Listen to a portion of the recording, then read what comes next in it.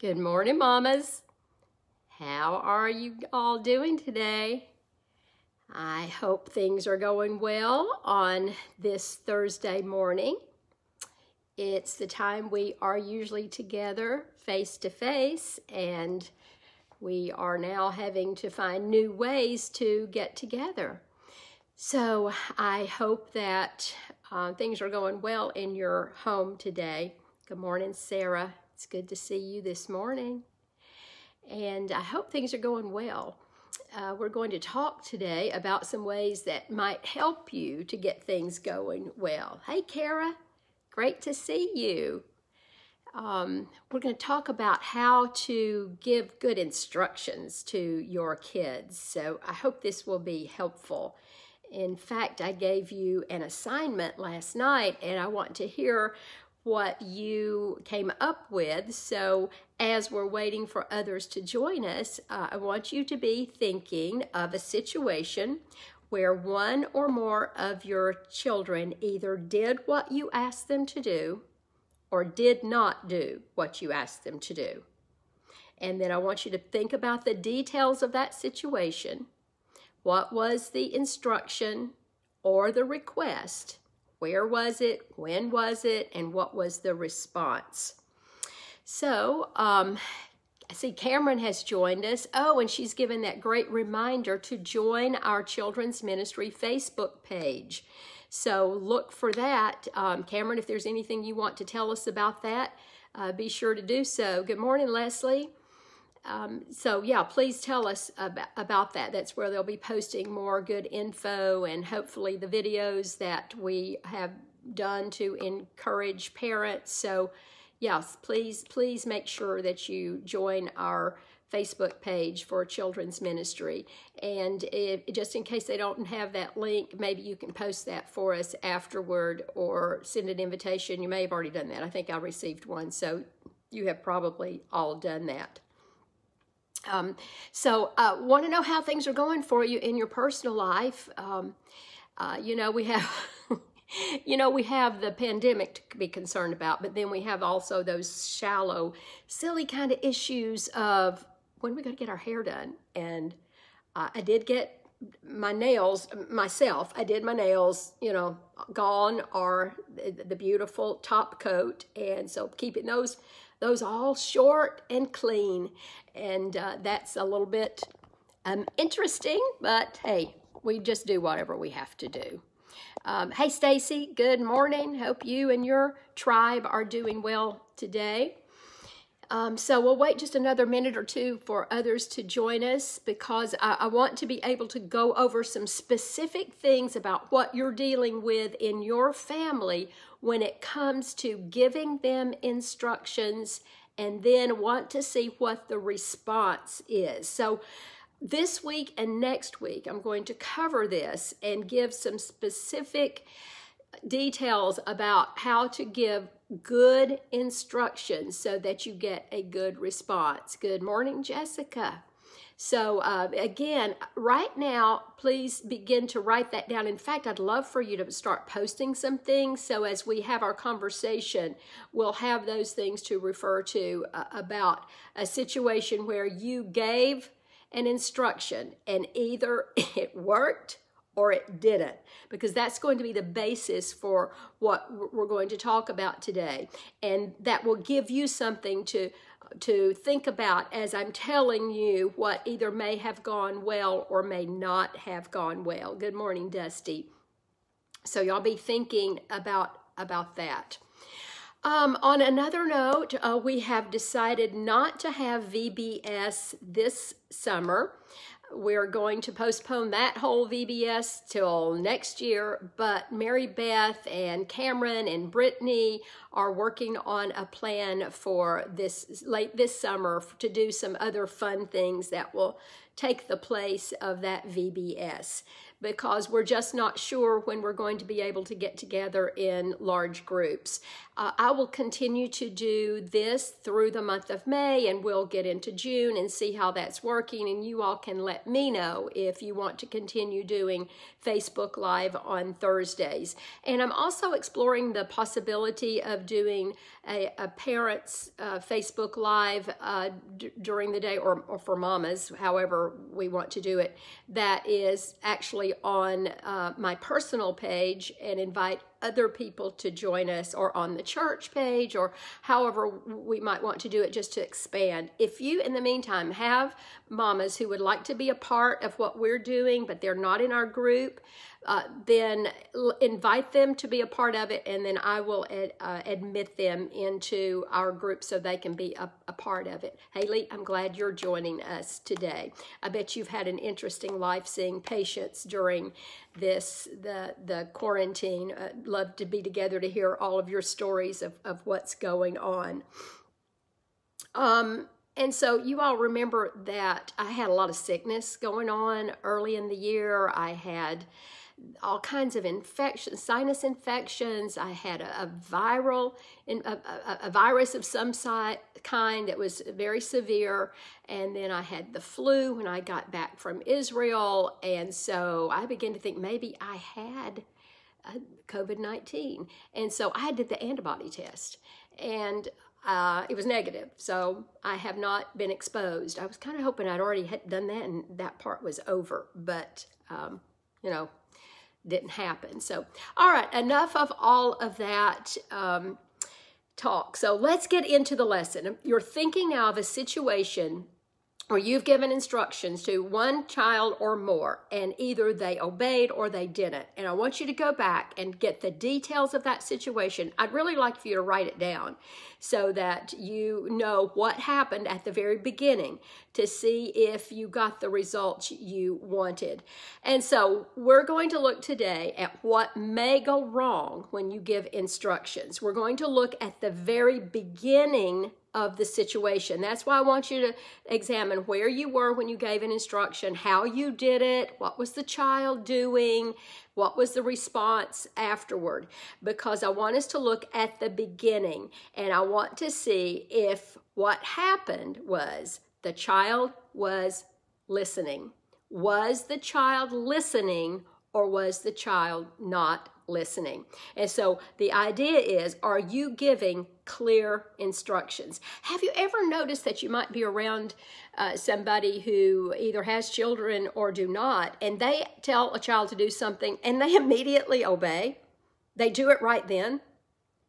Well, it happens a lot in schools, and it happens in daycare, because those teachers are trained to give clear instructions, and they are trained to do it in a way so they get the attention of the children. And then there are some others that you may be around who tell a child what to do, and they just obey. They do it.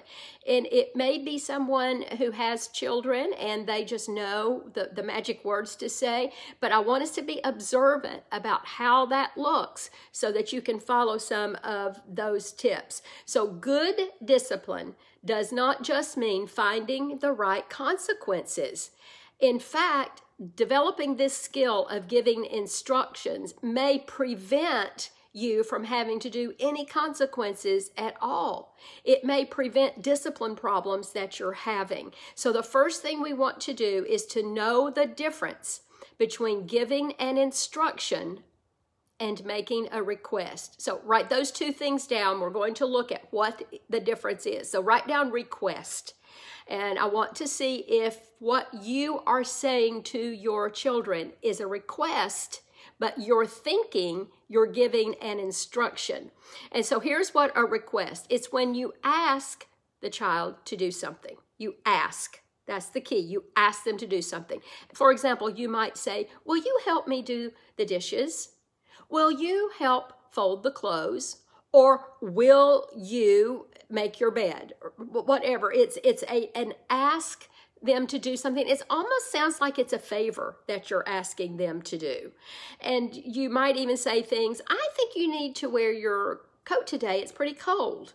See, that sounds really sweet and really nice, but it is in the form of a request. And so a request gives people options. And it's the same thing with us. I would kind of like for you, and then fill in the blank. I might ask you, I'd like for you to, well, I did it just now when I said I'd really like for you to write down. I'd like for you to write down the scenario when you've told your child to do something and then give the results. That was a request. Now, if I had said, class, write down, and I'll be collecting these notes at the end of class. See, that is a clear instruction. So I hope you're starting to think, kind of give me some feedback on that right now so that I know that you're tracking with me so far on what a request is. And I hope that you're looking at what you are thinking about, the example that you have with your own children. Did you make a request? A child can say yes or no to a request. So that's the request. Here is the instruction. An instruction is when you tell your child to do something. When you tell your child to do something is an instruction. So I see you all are responding. You get the idea of what a request is. But instruction is you tell them to do something. And it can even sound nice. Please help me fold the clothes now. Just break down what I just said.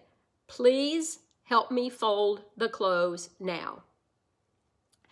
What do you notice about that statement? Please help me fold the clothes now. Just break down all of that. What things did you hear in that statement that did not leave any wiggle room for the child in a response? It was very different from, hey, will you help me fold the clothes? It's very different from that request sound. What was different about that? I want to make sure you're getting that. It might also sound like this. We are ready to leave. Put your coat on now. That there is no wiggle room for request. Because what this does, it tells your child what to do, when to do it, and how to do it, maybe even why they need to do it. So they can't say no in theory. They're not supposed to say no, because when you give an instruction, that is, you're expecting obedience and honor. And so Cameron says it's not a yes or no question. It's not a yes or no question when you do an instruction. So far, I want you to look back at whatever you have told your child to do and determine if you actually made a request or if you've made an instruction, and then figure out from that their response and maybe why they gave that kind of response to it. And so if you have a younger child and you're telling them it's time to put the toys away, it's time to turn the television off, put your device away because we're going to do whatever, how did it sound? Did it sound as if you were just making a request for them to do that, or did you give a clear instruction? Because their response is going to be indicative of what the behavior issue is. If you give a request and they turn you down, they chose not to do. And then if you got really terribly upset about that and you had a different expectation, then there was that miscommunication. See, they did not receive the message that you intended for them to have. So it's important to be clear about whether you're asking or telling your child to do something. If you're asking, you're letting the child make a choice about what to do. If you're telling, you expect your child to do what he's told. And if he doesn't do what he is told, then you go through that list of consequences that we have talked about over the last few weeks. So, are you getting that part of the lesson so far? Just give me some feedback. Sometimes it isn't clear to children whether this is a request or an instruction. In our heads, we're thinking we told them to do something. In their ears, they heard a nice little request. I'd love for you to. And that's just not working. So Leslie, thank you for those responses. And Leslie says, I get whines in response. And so sometimes we get whines to requests, and sometimes we get whines to an instruction. So if you are getting a whine to a request, you know that they have not understood that this is something that they need to do now. And I'm going to go through how to give that instruction in just a minute so that we can clean that up. If you give an instruction and then there is whining, then what have they done? Two things that they did not do that is their total job responsibility for their entire childhood. They did not obey you, and they did not honor you. And then you go through the consequences list. And so I hope you've kept that handout, and you can refer to what you do with words and what you do with natural consequences, logical consequences, and taking away privileges. That's where you go when they are not responding to an instruction. Now, Haley says, I feel like I have to have a really assertive voice to get their attention. Exactly. I mean, their praise hands, or what would be seen in the emoji there. That's exactly what's happening. And I'm going to show you how to do that. It's like you just helped me lead into the next part of the lesson. So sometimes it's not clear to them. For example, if you say, why can't anyone help me tidy up in here? Let's just throw that out there, because, I mean, I've said it. I said it 1,000 times.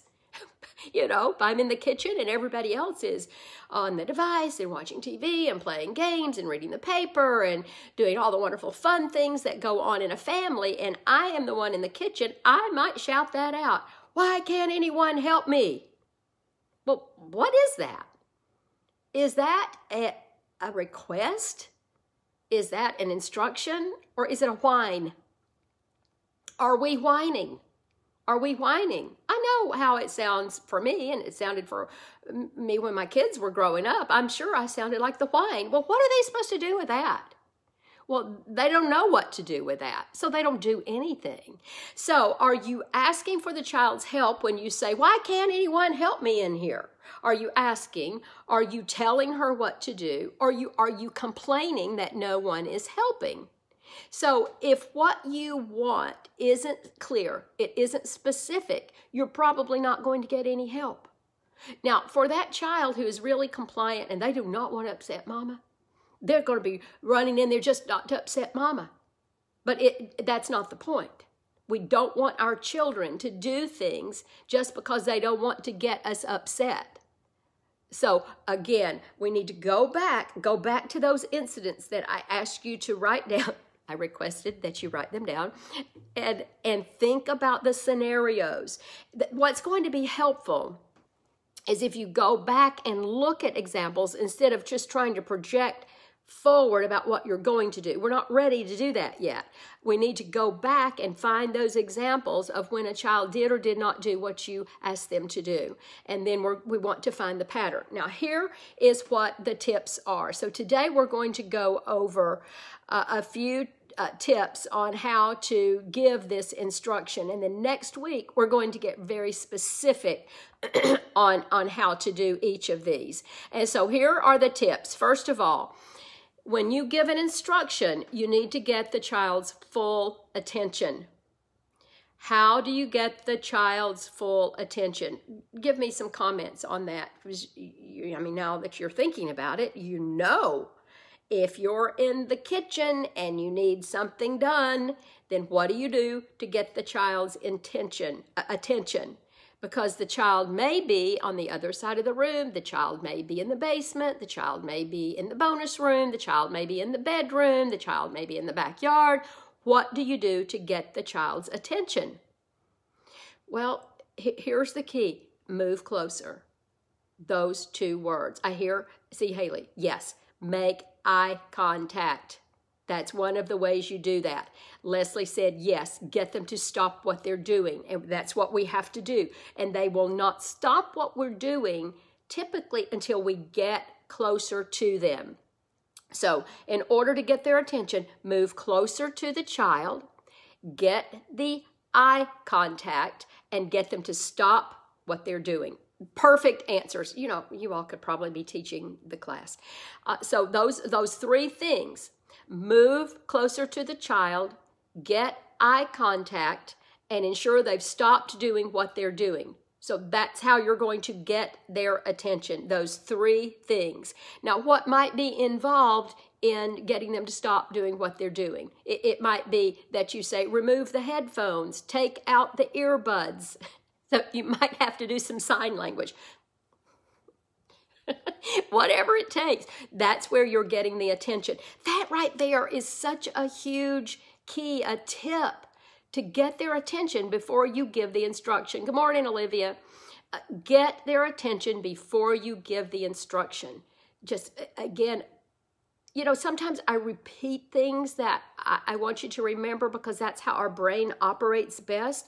When we have repeated it, and I've talked about it for perhaps 20 seconds is kind of the magic amount of time, if there is one, that I talk about the same thing for at least that amount of time, because that's what it takes to get into the hippocampus of our brain so that it is stored as memory. So that's why I repeat things. I say them in different ways, or I come up with a catchy way to say things so that it gets into the recesses of our brain. And then when you need the information, you can pull it back up. And so that's why I'm saying the first step to giving an instruction is to get your child's attention. I gave you 3 ways to do that.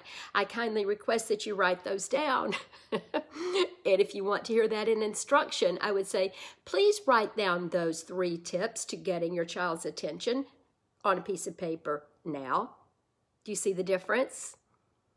You would know completely what I'm asking for you to do. And so the 3 things are, and you know, if we were in class face-to-face, I would ask you to say these out loud with me. The first one, so just say it out loud, is move closer to the child. The second is make eye contact. And the third is have them stop what they are doing. Those are the 3 things to get your child's attention. The first 3 things in giving a clear instruction so that you get the response you want. Okay, so that is the first thing, getting the child's attention. The second thing to giving a clear instruction is to teach your children to acknowledge your request. So I suggest that you write down, will you write down the second tip, and that's teach your children how to acknowledge your request. Or to make that instruction, I would say, class, write down the second tip on a piece of notebook paper now. You see the difference? Teach your children how to acknowledge your request. Teach them how to respond when you've made your request or your instruction, whichever one you're doing. You could do either one, but it depends on what your outcome needs to be. This will help you to know that message was received. When I send a text message to people and I'm giving them information, if they don't respond to me, then I start thinking, did they look at it? Do you think they understood what I meant? Are they ghosting me? What's going on here? Are they not responding? Why are they not responding? I need to get some indication that they have received my message. Either you say, thank you, I got it, I received it, message received, thumbs up, happy face, whatever. I need to know that my message was delivered and received. This is the same thing with children. Get them to acknowledge your request. And so a good response would be, okay, Mom. Okay, Dad. Yes, I hear you. Yes, I hear you. And so that's whatever language you want to use, but you have to teach them. You have to teach them what to do. And so that's give them the firm, here are the key, give a brief, firm, verbal instruction. Give a brief, firm, verbal instruction is number 2. You know what? I've messed up on that. Well, we'll go to that one next. Okay. So you get the child's attention, and then you give a brief, firm verbal instruction. And so that is number 2. Give a brief, firm verbal instruction. You don't have to be harsh. Please don't be irritated with it. Just calm, matter of fact, communicating one-on-one. See, that's where you got the child's attention. Got the child's attention, and then you give the brief, firm verbal instruction. And then number 3 is you teach your child how to acknowledge that. Okay, so do I need to repeat that? And so if we were in class, I'd see your heads nodding, and you'd say, oh, yeah, you messed that up. Please go back. Go over that again. And so get the child's attention, give a brief, firm verbal instruction, and number 3, teach your children how to acknowledge the request by saying, and I see Leslie says, they have to say, yes, Mom. They have to say, yes, Mom. That's the only way you know message was received. See, you're setting up the situation for a good outcome. And then if they do all of those things and they still don't follow up with action, then you have another situation that you have to deal with. That's where you go to consequences. But if you set it up this way, you're more likely to get a good response. Now, let's look at what these 3 kind of strategies tell you. So when you say, I got to get your attention, I'm going to give you the instruction, and I need a response. And listen, when your children are old enough, you can explain your strategies. That's an important thing. This doesn't need to be like a surprise attack. Hey, I've got this working in the back of my head, and you're not going to know my method. No, when they're old enough. I would say when a child is probably 8 or 9, you can go over these things and you can say, I'm kind of noticing that you're not following the instructions, and it may be because I'm not giving them real clearly. So I'm not sure what's going on. I'm not sure if I'm not giving the instruction clearly or you're just being disobedient. And so here's what we're going to do. And then you lay it out for them. How does that sound to you, mamas? So give me some indication. Does that make sense to you? When a child's old enough, tell them what the plan is. And you say, I'm going to do things like when I want you to do something, I'm going to get your attention. And so when you see me coming toward you, when you are in doing whatever, I probably have a plan here. And so it's time for you to get that cue that I am coming. So you start listening now. Okay, good. And see, you're responding. And so you tell them, I'm going to do something to get your attention, and then I'm going to give you an instruction. And then I'm going to want you to tell me, yes, ma'am, or I understand. I like for them to parrot back what they're supposed to do. I think that's an important aspect, and I'll share an example of that in just a minute. So this type of response for you, this type of action for you, tells you these things about the situation. First of all, it tells you that the child has heard the instruction. Because here's what you don't want to hear later, and I'm wondering if any of you have heard this from your child. You do the request, you say, I want you to do whatever, and then it doesn't happen, and 5 minutes later, you approach them saying, I told you to, and you didn't, and they say, I didn't hear you say that. You see, I want to know if that's what happened with some instruction you've given in the past, and then they come back to you and say, I didn't hear you say that. How many husbands tell you that too? Don't they? Don't they say it? Yeah, they do. They do. Lots of people say that. You've asked them to do something. They say, I didn't hear you say that. Well, this is a strategy you can use in lots of settings, okay? Get ready for those husbands. Yeah. When you need something to be done, and then they tell you later, I didn't hear you, then go through this. It works. And I know we've talked in class before about husbands that forget they're supposed to every Thursday take the trash out. Or that you need for them to help get the kids to bed. So you can go over this with them and say, hey, you know what? It's Thursday and it's time to take the trash out. Did you hear what I was saying? And so then they have to respond. See, it works with everybody. Kara says that a classic answer is, I forgot. Okay, so that's holding them accountable. And so we're going to get into that. That probably will be next week. They have to be accountable. There is no forgetting if you tell them when to do it. Remember, part of the instruction that's clear is, I need for you to put your toys away now. They can't forget. They're supposed to do it now. Now, if you're giving them a time frame, then that's a different matter. If you say, in 10 minutes, we're leaving, so by then I need for you to have your toys put away. Do you understand that? Yes, ma'am. What do you understand? I heard you say that in 10 minutes we're leaving and I need to put my toys away. And so sometimes there's a gap between them hearing that and then the 10 minutes later. So what do you need to put into place for the gap? Well, ask them to look at the clock, set a timer, tell them they have to report to you in 10 minutes, and then if they don't do those things, that's where you go to consequences. Okay, so I hope I put that package together for you. So first of all, when you go through those 3 steps to give an instruction, that first thing, it tells that they heard the instruction. Number 2, the child's acknowledgement also tells you the child intends to follow through. Now, this is an important underlying concept here. They tell you by saying, yes, ma'am, they are acknowledging that I am going to do this. Now, here's where we're going to teach children that we have to be not only hearers of the word, but doers of the word. Write down that scripture. Yes, we're going to be not only hearers of the word, we're going to be doers. Use that. But you can't just be a hearer. You have to be a doer. Teach them that whole concept. You can't just be a hearer.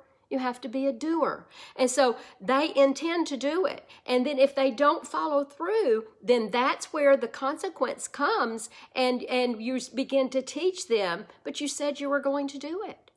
You said you were going to do that, and I'm disappointed that you did not follow through with what you said you were going to do. You have a conversation about that. Do you see you're teaching values? All of this involves teaching. It involves discipline. It is so very different from being a command control center from the middle of the kitchen and expecting the home to run the way it needs to run. This is all about instruction and teaching and disciplining and discipling children. So when you do that 3-step method, first of all, it tells you the child has heard. Second, it tells you that the child has an intention to follow through. And then the third thing is the way the child responds indicates attitude. The way the child responds indicates attitude. And so that encompasses obedience and honor. So is this an angry or disrespectful response when they tell you that, yes, I'm going to do that? What if they say, okay, I heard you? Well, that's obedience, but is it honor? No. So that's where you teach tone. That we don't want kids that just they have that smart aleck attitude with us. So how they respond to this when you tell them, they have to let you know that they've heard so that you understand they have an intention. How did they do it? And so that might mean a do-over. And that's when you say, try again. You teach them how it sounds when they respond to you. When they say yes, ma'am, to you, or yes, okay, I understand, then do you want them to look you in the eye? I would think so. That's a clear connection. They have to do it with the right tone and the right attitude. And we have to model that for them. Because if we're in their face with our hands on our hips and we are yelling commands at them, and then we get the response, okay, I heard you, then they're mimicking our attitude. So we want to make sure that their attitude and their response to this indicates that they are honoring you. So now you, if they don't, then you're dealing not only with disobedience, you're dealing with attitude and not following directions and not being obedient. And then you go to consequences. So that is the general idea about giving that clear instruction. Now, next week, I'm going to go over very specific aspects of this about getting close together to the child when you give the instruction. And I'm going to talk to you about considering the timing when you're giving an instruction. I'm going to talk about how to do the specific statement of instruction. I'm going to talk to you about the wait time and what to do with the wait time. And then I'm going to talk about the check-in when the child has to check back. And you have to give the okay that they've done. And then we're going to talk about practicing. So again, I'll try to get all of that done next week, but we may take this over a couple of weeks also. So now give me your response in our closing about 5 minutes. Just give me some feedback on what we talked about just now. So I'm going to be looking for your comments and your questions that I may be able to cover next week. What are your thoughts about this? Did you write it down? You know, if we were in a class, you know, my background is teaching high school students. And so my background is, okay, let me check your notes. Well, at a certain point, you don't do that, actually, with students that you've trained really well. So, so did you get things down, or do I need to repeat some things right now?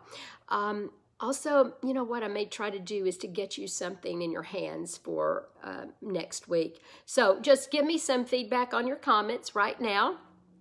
Tell me that I'm kind of following through. Message received. I got that. Or can you give clarification? I didn't quite get the third instruction. I didn't quite understand whatever. So I am just waiting for you to tell me one or two. I got it, or please explain, or here's my situation. There's that lag time between the time I say something like this and then we see the comments. So as I'm saying this, you're probably, some of you are saying, but I've already posted that. Why can't you read that? There's that lag time in which that happens. So as you are doing that, I want to also remind you to please tune in on Sunday mornings to our worship services. Our church is doing a wonderful job working behind the scenes, trying to follow the policy to be safe while they're doing our live streaming and trying to keep it very engaging. I think they're doing a wonderful job and we're getting a good response. You know, some churches may start meeting, and it's probably small churches that don't have very many because they're encouraging us not to meet with really large groups, but our church is just not ready yet to go with all of us together.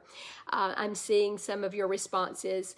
Cameron gave me the thumbs up, and Kara says, I got it, and very helpful. So I'll look for some other responses.